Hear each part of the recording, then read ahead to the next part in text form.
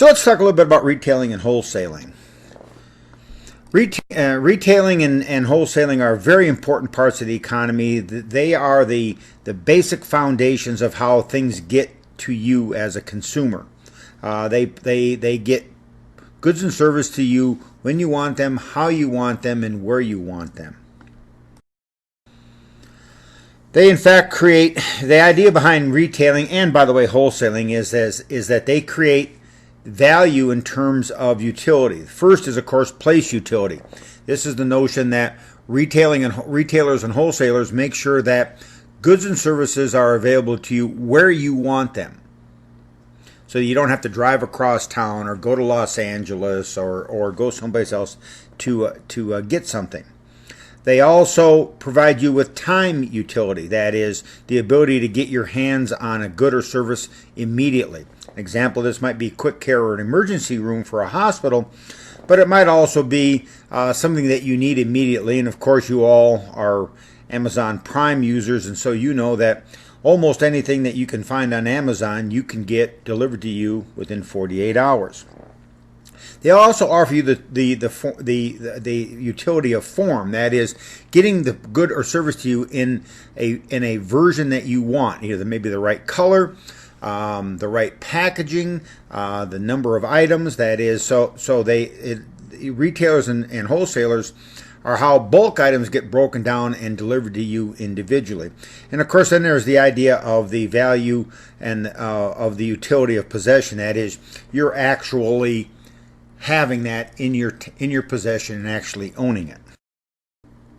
Now, retailing and wholesaling has become a battle of providing utility, whether it's time utility, place utility, form utility, and possession utility. Here we have some examples of that. And so when we think about retailing and wholesaling, a lot of that has to do with providing utility. But it isn't quite as simple as that anymore. It's also this notion of providing experiences, especially retailing experiences. That is the time spent with the retailer. You can fill in this blank with any of these options or any others that you might want. The blank experience, the Amazon experience, Nordstrom's, Hermes, Chevrolet, In-N-Out Burger experience, all those are examples of retailing experiences that help differentiate one retailer from another. So how big is the retailing and wholesaling business? Well, the retailing business is a $1 trillion industry, and it helps also support the $1 trillion wholesale industry compared to the $2 trillion manufacturing industry nationwide.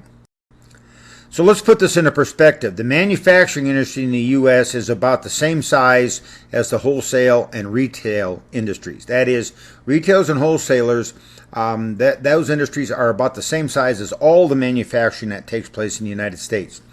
That is, companies make as much money by making goods and services available and delivering them as companies make by manufacturing and producing them.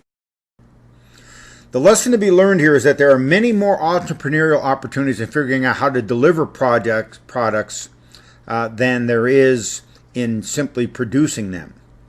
There are more opportunities to get rich in delivering products than inventing them, is the other part of this. An example of this is Zappos. We all know about Tony Hsieh and Zappos, and we all talk about Tony Hsieh as being this great inventor and this great high-tech inventor. But what he's really done is what? He's really figured out a way to sell shoes online. And so what he's really done is figured out a way to market, distribute, and sell shoes via the internet. So he hasn't really invented anything in terms of a product, good, or service. He's simply figured out the best way and a new way to deliver goods to customers.